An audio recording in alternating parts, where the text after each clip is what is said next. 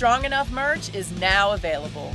Go to strongenoughpod.com and check out all the stuff that you can get so that you'll have those daily reminders that you are strong enough and you are worth it. Welcome to the Strong Enough podcast, where we talk about the challenges and celebrate the triumphs of people just like you. I'm your host, Claudia. Today's guest grew up as an immigrant from the former Soviet Union and also suffered child abuse. These things led her to a place of discovering her own creative genius, and now she helps other people do the same. Please help me welcome Izolda Trakhtenberg. Hello, Izolda. How are you doing today? Hey, Claudia. I'm great. Thank you for having me. Thank you for being here. And I have to tell you, you have already put me in a great mood because you have the best radio voice. I love it. Thank you. I used to be a DJ, so there you go. Well, it works incredibly. I absolutely love it. Well, I would love if you would tell the audience a little about yourself. Oh, thank you. That's very sweet of you to ask. So I am Izolda Trakhtenberg, and I am an immigrant. I was born in the former Soviet Union in a little country that's now called Moldova, and my family immigrated over a year-long process. And we landed in Detroit, Michigan, and that's where I grew up. Went to the University of New Mexico. Good. No, my sister lives in New Mexico right now. I went to the University of Michigan, and then right after that moved to D.C. area, and now I'm in New York. And I spend my time speaking on creative thinking and innovation and writing books, both fiction and non. I'm also the leader of one of the premier holiday caroling groups in the nation, the Philosopher's Tones. I have a lot of fun with that. And I have 2 kitties, and my husband and I live in Brooklyn, New York. And my favorite thing to do, and this is all in one fell paragraph, my favorite thing to do is to travel and see new places. That was a lot. We have so much we could go through. I'm going to start with Moldova because per ancestry.com, I am a lot Moldovan. So, oh, wonderful. Yeah. So we're clearly we're neighbors. That's right. Somehow. At heart. Exactly. I love Detroit. What did you think about it growing up? I grew up in the 70s and into the early 80s, and it was a challenging place to live at times. There were gangs, there were things like that. There was some corruption, but the city itself is amazing. There's so much culture. The people are super friendly, and anything you wanted to see or do, it was kind of like a little New York. Anything you wanted to see or do, the museums, the music scene, everything was available to you. And again, people were super, like I grew up roaming streets. That's what I did. And people were always really delightful and nice to me.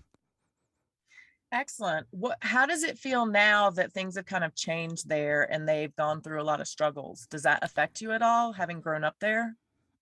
I honestly haven't been back for a long time. Where I have high school reunions coming up and things like that people are going, you should come, and I just can never get away. But the thing that I can tell you is that a lot of stuff that's happened through the struggle is that Detroit, it was known as the Renaissance City back when I was growing up, and it still is. For example, they've taken a lot of the places that were abandoned lots and turned them into urban gardening initiatives. So they've taken the crap that sort of got left after a lot of those struggles and turned it into something beautiful, growing and thriving. And urban gardening and also the movie industry has come to Detroit. So they revitalize and they figure out how to change what they need to change in order to not only get through, but eventually shine.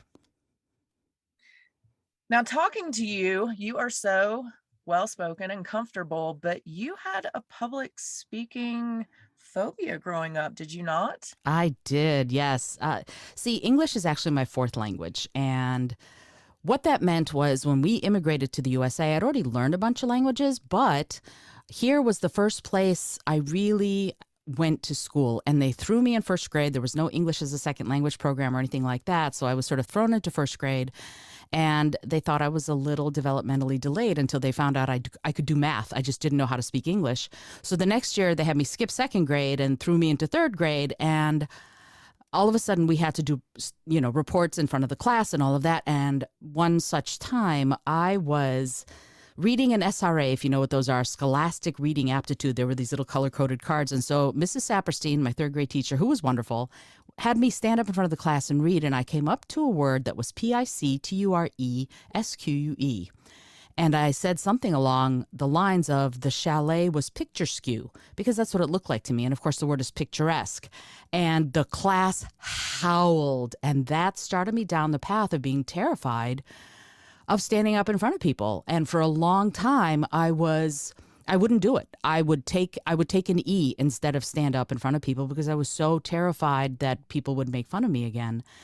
And it took several years for me to be able to really get over it. And now you can tell I'm a talker. So so now I'm perfectly comfortable doing it.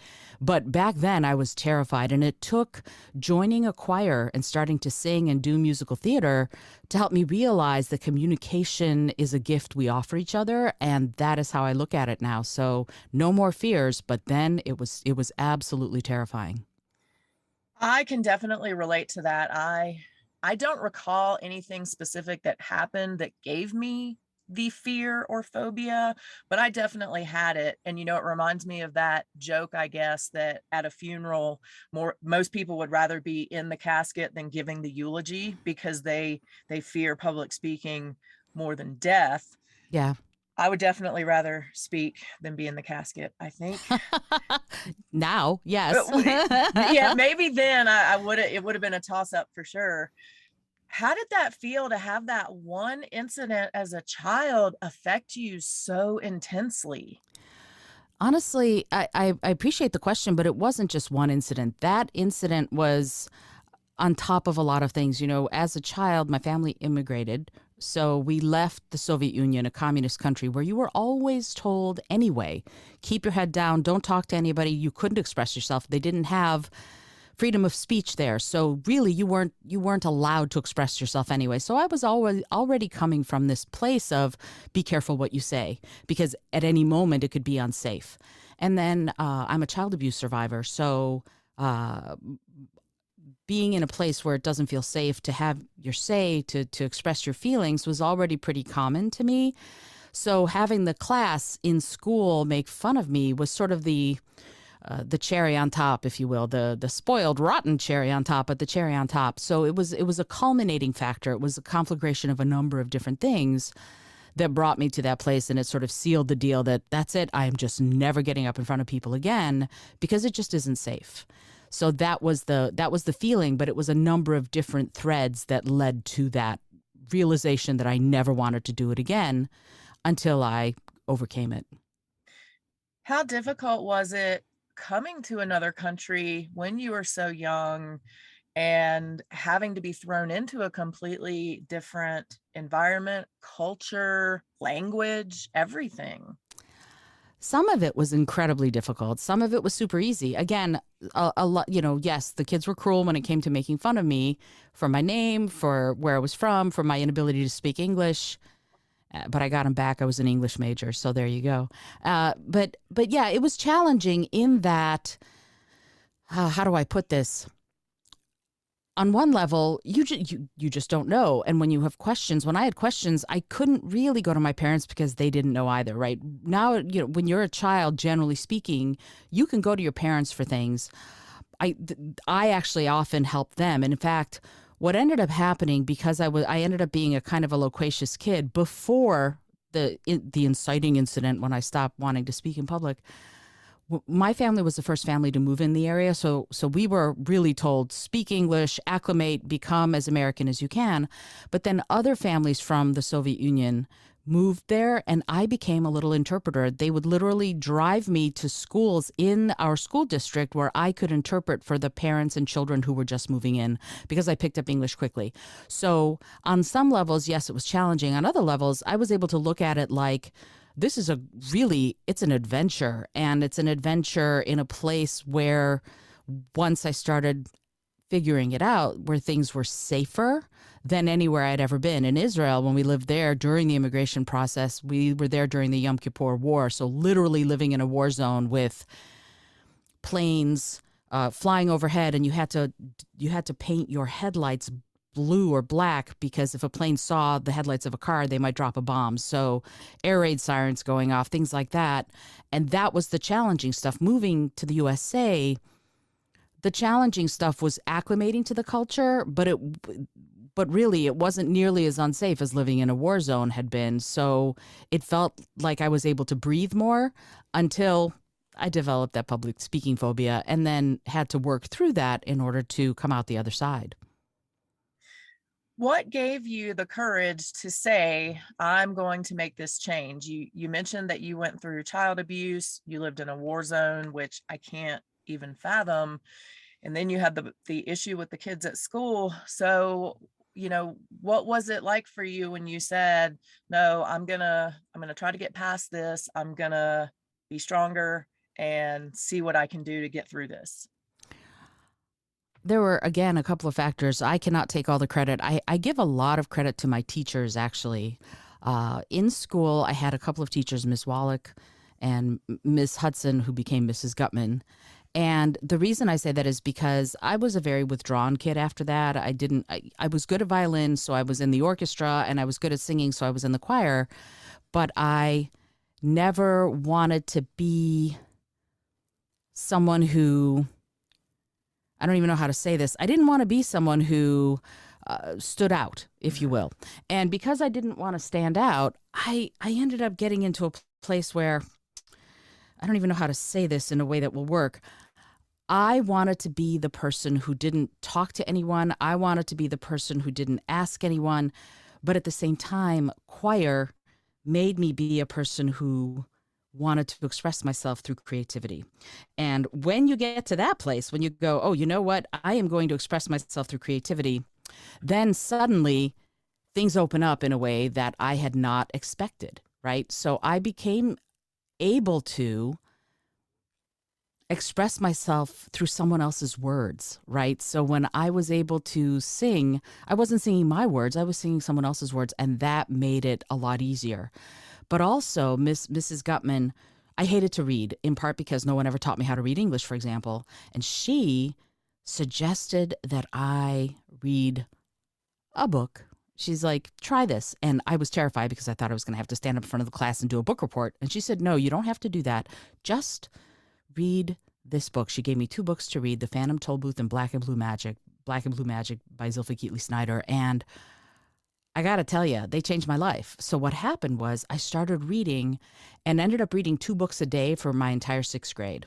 Like, I would literally go into the library. Ms. Wallach would give me 2 books. I would return the books from the previous day, and I was just reading, taking in, and I discovered Nancy Drew books.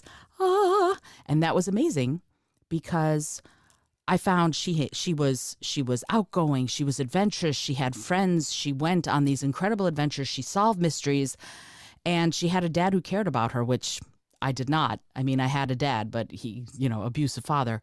So because of that, I was able to see that there were other possibilities, right? That's something that I hadn't really known because in my house, it was my dad's way or the highway.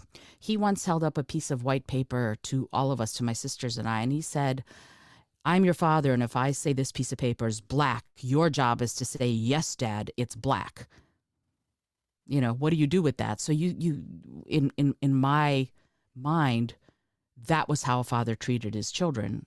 Whereas in Nancy Drew books, Carson Drew was supportive and a wonderful dad. So having that was amazing, having that touchstone. So anytime I find focal points or touchstones like that, that's what I hold on to in challenging times.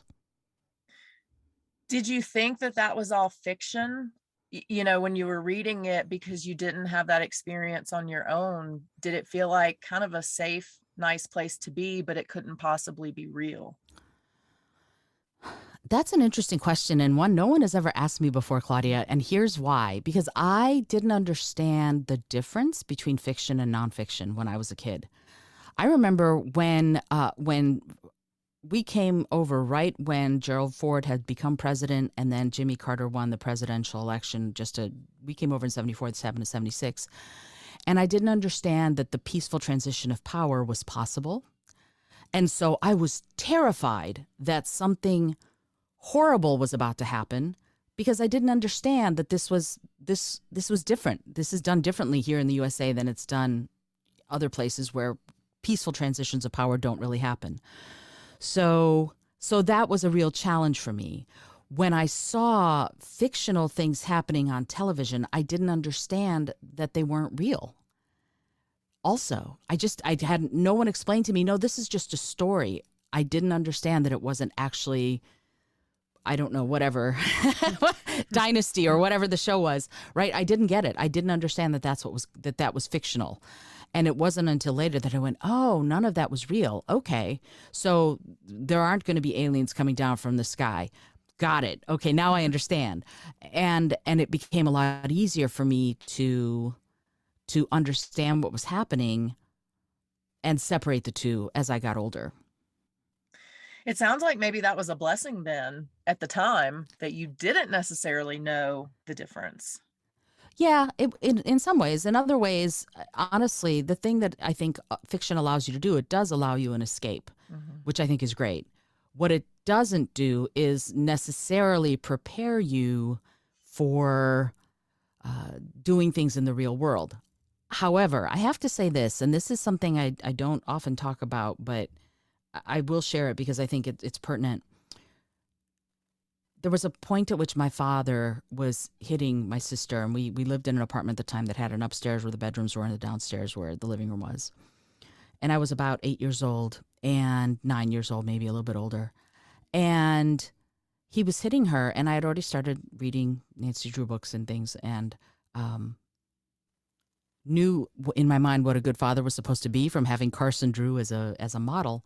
And my father was hitting my sister, and I just sort of started talking about what the role of a father is in the family, that it's a guide and a protector and someone who's supposed to care for their kids.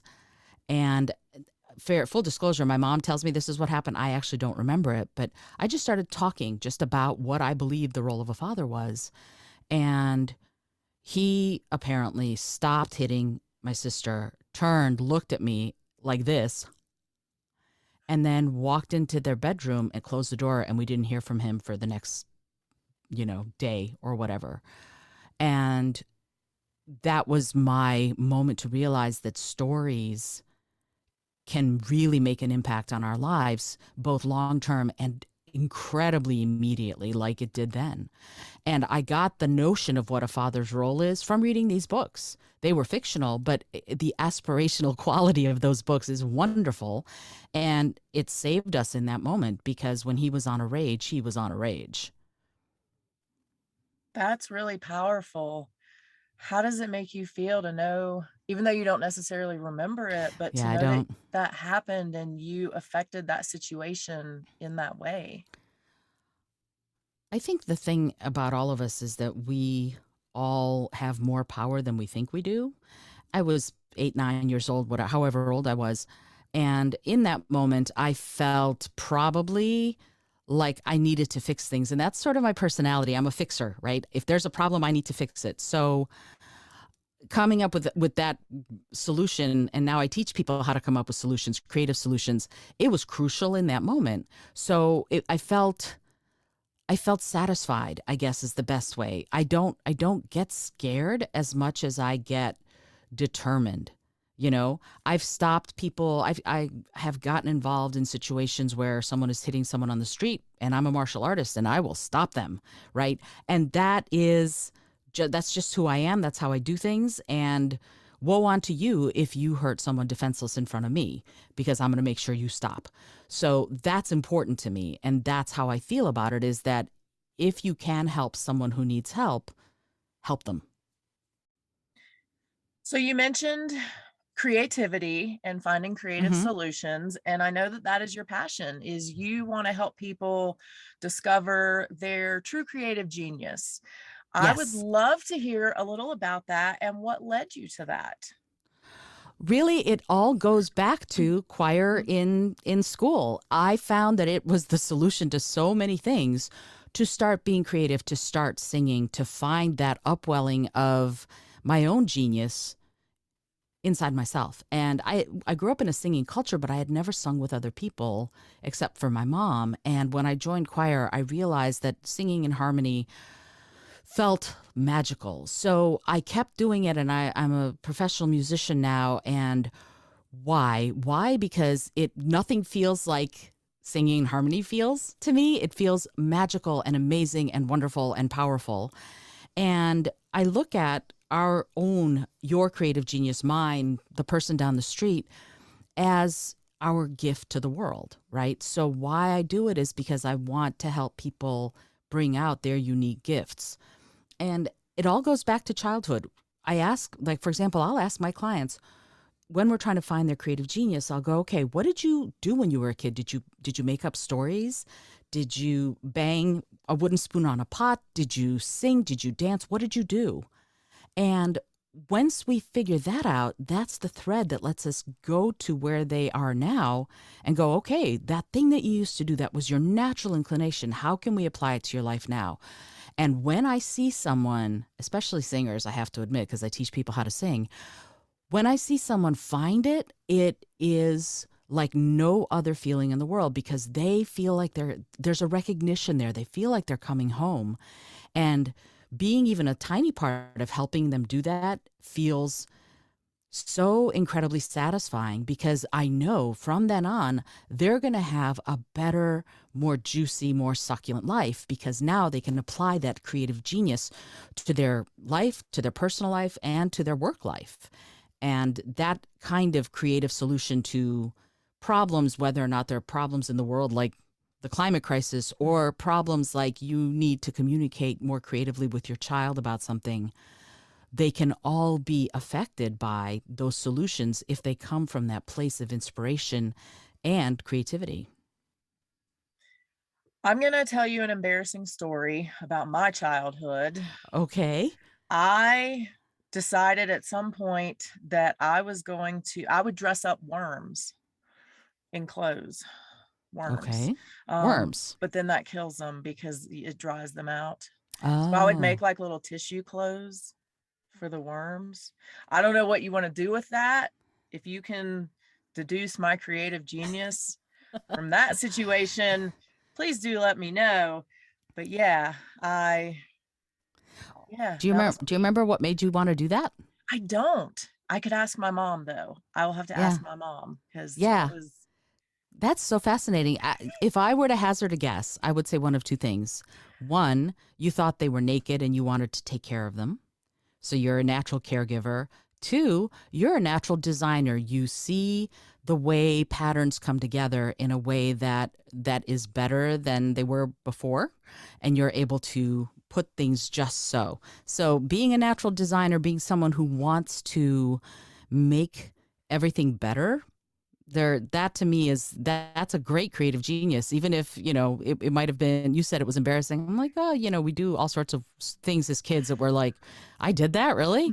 But at the same time, in wanting to take care of the worms and make sure they weren't naked, it's kind of like Donald Duck always wears a shirt but never pants. And you have to and what's really funny is when you see him in cartoons getting out of the shower, he puts a towel around his bottom. But when he's dressed, he's wearing a shirt, but no bottoms, right? I mean, isn't that bizarre? But see, as children, we look at that and we go, wait a minute, Donald Duck is naked. And you may have done the same. Wait a minute, these worms are naked. They have no fur.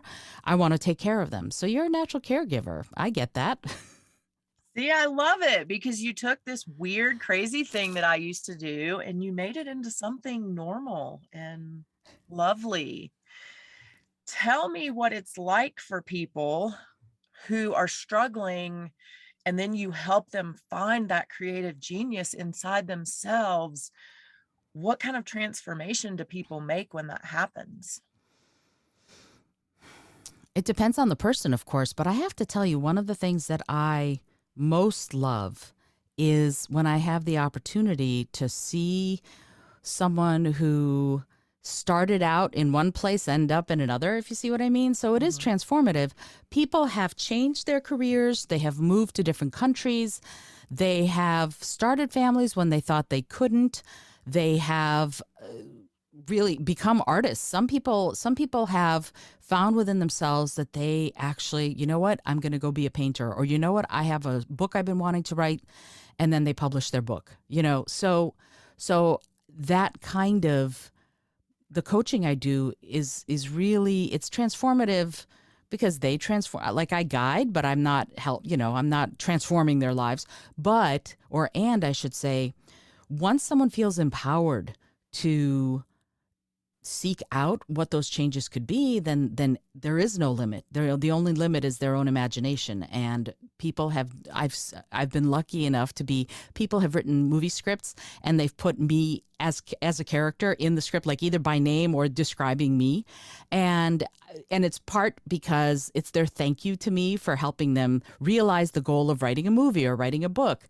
And I think that that's lovely. But the thing for me is, hold on. Water break. All good. I think it's lovely and it makes me feel great. But for me, the best part is seeing someone who has had a hidden dream that they haven't really talked to anyone about, pursue that dream, achieve that dream, and then move on to the next dream, because it's a cycle. Once you achieve something, that's great. But then all of a sudden, as soon as you've hit this top of one mountain, you realize there are a bunch of other cool mountains you can climb. And then the whole cycle begins again, and it becomes magical, because that's a full, juicy life. I have to know, who do you want to play you in the movie? Wow. That's a really good question. If I had my druthers, Jennifer Connelly would probably play me. I think she's amazing. And we both have big eyebrows and big blue eyes. So I think she's great. If I were going to, she would probably be the person that I would love to have play me. She's a phenomenal actress, and she's about the right age. I love it. That was, yeah, because that would be a hard one for me. So really, I don't know. You would be, who would play you? A younger Sarah Paulson would be great. You both have that power inside you. She's a little too old to play you now, but a younger version of her would be great. I love it. You're just thrilling me today. Let me tell you, you are putting me, I'm on cloud 9, and I love it. All because of you. Aw, thank you. How difficult is it for some people to step out of their comfort zone, to start looking for their creative genius and really take those steps to try and make it happen? It depends on the person. Some people go, you know what, I'm ready, and we are off to the races. And some people, it takes some time because they don't believe they deserve it. A lot of the work I do with people is very sort of primal work. Mm-hmm. The whole point of this is, do you feel like you deserve to have your say? Do you feel like you're entitled to spend time on this, whatever this is? And some of it goes deeper. Some people walk around, and I'm sure you see this through your own practice. Some people walk around feeling like they don't deserve to be here. Mm-hmm. And so spending time on that part of it, going, you know what, you do deserve to be here. You do have the ability to change your life if you want to. And I get, many of us are just trying to put food on the table. I completely understand that. I'm not asking for a transformation that takes place right now. I start with tiny steps, and I really believe small steps are still steps. So if you take the tiniest micro little step forward, that micro step forward puts you in a completely different place. And then the next day you might take another tiny little step. So even if it's really difficult, you can make those changes. If you make them incrementally, if you do a tiny little bit every day, then by the end of 60 days, you've done 60 tiny things, which are probably 3 or 4 big things, and it is transformational. It is something that's going to make you view the world differently, even if in the moment it feels like you've made barely a dent in what you're trying to achieve. You mentioned so many of us feel like we don't deserve it, and I completely agree with you, and it's very sad and unfortunate. Why do you think so many of us feel that way? What is causing that within our society or within ourselves to make us feel that way? Wow, that's a great question. And I think the thing is, let's go back to birth. Okay, we're going to go back to birth. We're going to go back to the very first thing you do when you're born, right? What is the first thing you do when you're born? Do you know? I mean, I would think you would cry, but that's probably not it. Well, before you cry, no, it's that I'll You tell have to you, you're close. Go ahead. you have to breathe. Yes, Mm. first thing, right? You come out of the birth canal, and the very first thing you do once they clear out whatever gook there is, um, you breathe. You breathe in, and then you announce your presence with authority with a cry. And so we are born feeling completely entitled to breathe and to express ourselves, right? There is nothing in us that goes, I can't do this. I'm not supposed. So we're born feeling like we deserve to be here because first we breathe, we take up space, literally take up a little more space. And second, we express ourselves. And the expectation of every baby born, not conscious, but still the expectation is that someone somewhere is going to take care of them. There are some mammals that are born able to walk within the first day. We're not it. We take months and months and months of care from our caregivers, whoever they are. So we're born thinking that we are here and we're allowed to be here. Somewhere along the line, for some of us, the person or people who are supposed to take care of us don't take care of us in the way we need to. And I hate leaving this all at the feet of parents because I know parents have a hard time. We're living in challenging times, but part of this is a lot of us aren't living in communities anymore where the community can be trusted to take care of the young people. We live in places where you're told don't talk to strangers, where you're told don't trust someone you don't know. So you only really rely on the one or two people who are your caregivers, and they can't do it all.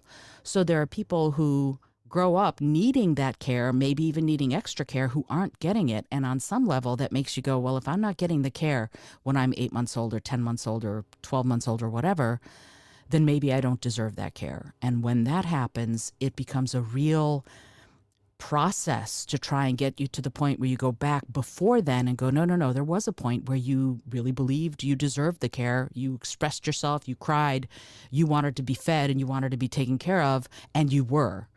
And that's what we have to hook into to remind ourselves that, yes, we do need to be here and we do deserve it and we are entitled to the good stuff. That is what lets us do that. And then we can start chipping away at some of those other challenges to the point where you go, yeah, I do deserve to be here and I do deserve the good stuff and I do deserve to have my say, whatever that say is. I want to talk about your books a little bit because you Okay. said you write fiction and nonfiction. So I would love to hear what drove you to write your first book. My coaching practice, actually, it's called Life Elements, and it's about transforming your life with the ancient elements, earth, air, fire, and water. And I kept telling people, try this, try that, try this, try that. And what would happen is my clients would go, do you have this written down somewhere? And I would start writing down the missions and the meditations that I would give them. And then people went, it'd be really great if you were to put this all in one thing. And I went, oh. And so after there are, I don't know, 50 or 60 missions and meditations in the book, I went, okay, let me codify it. And I put it into a book called Life Elements. That was what drove the process, was because people were going, I would really like to have this all in one place. Can you write it down? So I did. That was how Life Elements was born. It took 4 years, but it did it. How amazing did that feel to accomplish that? It felt great. And it was actually before the sort of independent publishing revolution. I was an independent publisher. This was back in 2008 that I did this. And it was awesome. I loved doing it. I developed a set of workshops to teach people how to use the book, how to use the missions and the meditations. And it flew from there. And it was wonderful. I loved it. So we got that one done. What inspired you to keep going and keep writing? So this goes back to LiveJournal, believe it or not. Before Facebook, there was a thing called LiveJournal, which I think still exists. And I was actually trying to name, to decide, because Claudia, I have this bizarre name. And I was on LiveJournal talking about whether or not I should use a pseudonym for Life Elements, for my book Life Elements. And people were going, yeah, your name is a little weird. You should. And I said, yeah, I could probably call myself Evening Star Songbottom or something. And then, and that name, Evening Star Songbottom, I wrote it, was glibly writing it in the LiveJournal entry, and then went, Evening Star Songbottom. What who is she? And out of that one strange little line was born the Fairy Godmother Diaries series, which is my first fiction book, called The Fiddler's Talisman, about a modern day fairy godmother named Evening Star Songbottom, Evie Songbottom, who works with the musicians in New York City to help them find their creative genius. That's what the book is about. So it's a fictional version. But the fairy godmother isn't like, bing, she doesn't do that. She drinks whiskey. She wears Doc Martens. She's very, it's her job. The way I developed the whole set of stories is that it's her job to help people. She actually trained to help musicians figure out what kind of music and how to excel and all of this stuff. And so the first book was about a violinist who's at Juilliard who needed to learn how to improvise, and so to become a fiddler essentially. And that was actually a thing for me. I grew up as a classical violinist and then quit and then started playing again many years later, playing traditional folk music where you improvise a lot, and I couldn't do it. So I put that in the book, and as I learned how to improvise, so did Joanna in the book learn how to improvise. And then that took off, and there are 2 books in that series, and I'm slowly writing the 3rd, and it's a lot of fun. I love that you kind of made this character from some of your own thoughts and integrated you into more than one character, even. Yeah. It sounds like. It also sounds like you have a lot of creative genius. So you sing, you play instruments, you write. Do you find that most of us have multiple outlets of creative genius, or do many of us just have one that we got to dig up and find? It's a really good question. And really, it's the same as so many other facets of who we are. Some people are specialists. They're like Mozart and Einstein, right? They are great at what they're great at, but they routinely forget to put their pants on in the morning, right? Like Donald Duck. Like Donald Duck, exactly. I mean, it's sad, but it's true. And so he's like Einstein. How Donald Duck is like Einstein. I love it. And then there are some of us who are more generalists. We're pretty good at a lot of things, but a lot of people who are generalists get very frustrated that they're not great at the one thing. So a lot of this is sort of really looking at your expectations. You can be great at the one thing, but then you'll forget to put your pants on in the morning. Or you can be good at pretty much a lot of things and really choose to love what you're doing while you're doing it. And that's what I tell all of the people I know who are generalists. Like, I'm a generalist also. I don't have the one talent or the one skill. I tell people, really, you can love what you're doing while you're doing it, but also talent is only going to get you so far. If you practice, you're going to build the skills. And I got to tell you, skilled creatives go farther than talented creatives who never practice. What is one thing that all of us can go out and do today, one tiny thing, to start finding our creative genius? One thing? Okay, I'm going to try. I mean, if you want to go and do, I would say take a piece of paper and a pen and doodle. If there's one thing you can do right now, you don't have to be. I went to a figure drawing. I live here in New York City, and my husband, who is a fine artist, he's amazing. We were at the Museum of Modern Art, and they were having a live figure drawing class, and I went, absolutely, I'll go, right? and I didn't do too badly, but at the same time, there were people there who are professional artists, and I was kind of looking at myself, and one woman looked at me, she said, honey, don't compare yourself to me. Compare yourself to you yesterday. And I went, yes. So try and doodle. See if doodling is something that makes you feel a little sizzle. And if it's not doodling, then I'm going to give you a prompt word. And the prompt word is the word copper. See if you can write a sentence using the word copper. And see if that gives you a little sizzle, right? Taste. What are the things that you might do that make you go, oh, that felt kind of good? Like singing along to the radio. Do you do that? Sing in the shower. Do you do that? Ask yourself, what are the things that I like kind of doing? And then try just a little bit, the one thing. But if you want to start with something, start a doodle. Just doodle. See how that feels. I love that. I don't doodle well. My stick figures are kind of like it's not Like good. mine, like mine. So yeah, when you were talking about the figure drawing class, I mean, it made me sweat because I'm like, oh my gosh, I can't even imagine like what I would look Right? like trying to do that. So I love your ideas though of trying some different things and finding the sizzle inside of you. I want to take a turn here. Sure. We have had a lot of cool conversation. We're going to have another cool conversation, but it's going to be totally different. And we're going to talk about tattoos. Yay. It's June right now that we are recording this, and I am still in long sleeves because Wow. I know it's still a little chilly here in Colorado. But I happen to know that you have a tattoo, I and do. I would love to hear the story behind it. Wow. Okay. So I don't have any short stories. I wish I did. So I was back in 2000. I was sitting around with my best friend and another friend and a bunch of people at a party, and one of them went, I'd like to go to Ireland. And I went, I want to go to Ireland. And the third went, I want to go. And so the three of us, and back in 2000, we went to Ireland, and I brought, I'm a fiddler, so I bring my fiddle now, and I go whenever I can. I go to Ireland and I play in pubs, just music sessions, play Irish music.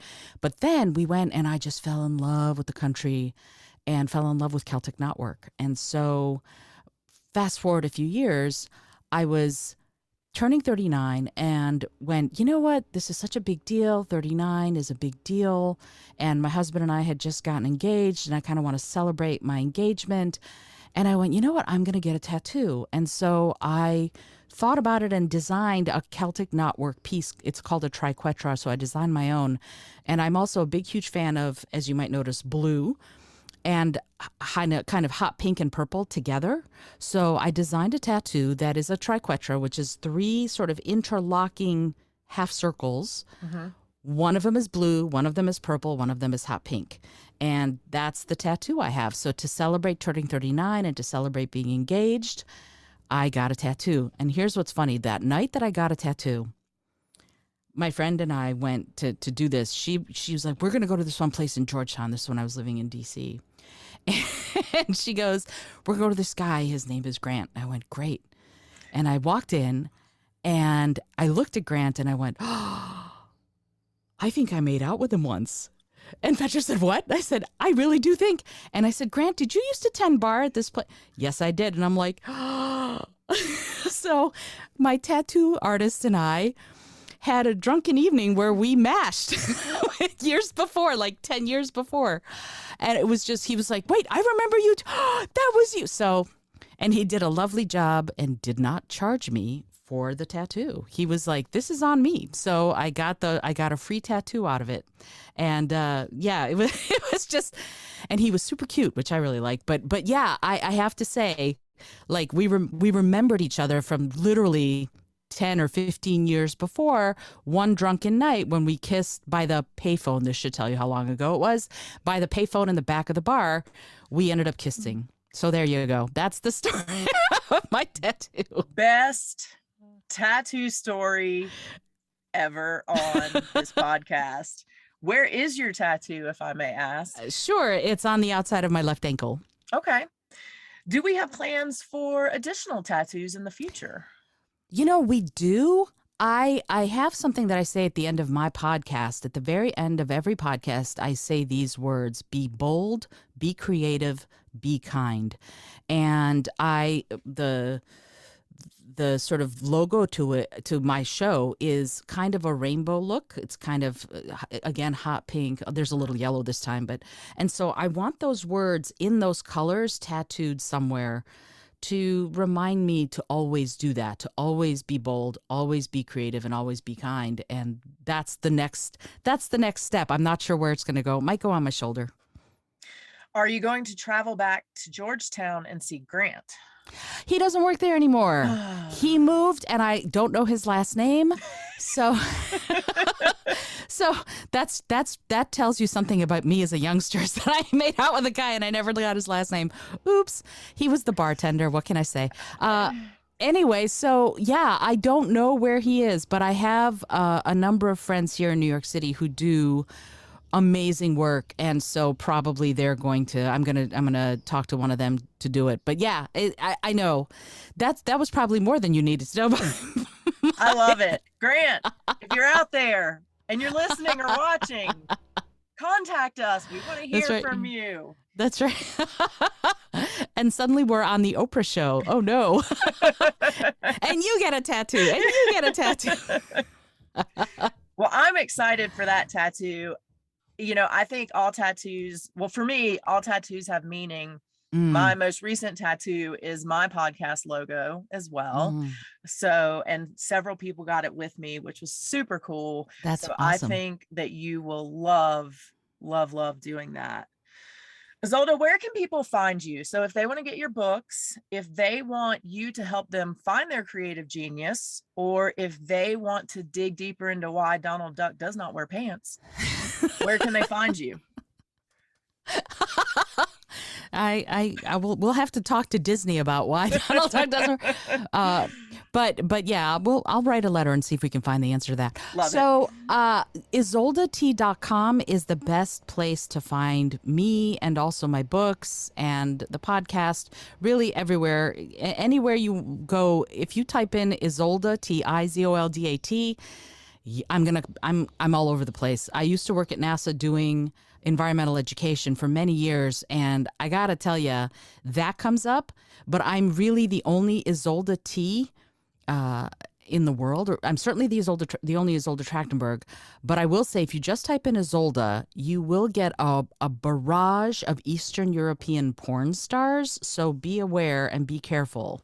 That's something to note. Izolda's become a really popular name, and I'm not sure if they're being given the name at birth or if people are just choosing it as their performance name. But Eastern European porn seems to have embraced Izolda. That's why I'm Izolda T for my last name. The most interesting part of that story was another recent guest. Her current website is Stacy B, Stacy with an I, which used to be owned by, it was a porn website before she got it. So I don't know what you ladies are doing, but yeah, it's bad. It's very bad. You know, it's funny. I have a dear friend from high school who is a now Tony-nominated, Grammy Award-winning Broadway composer.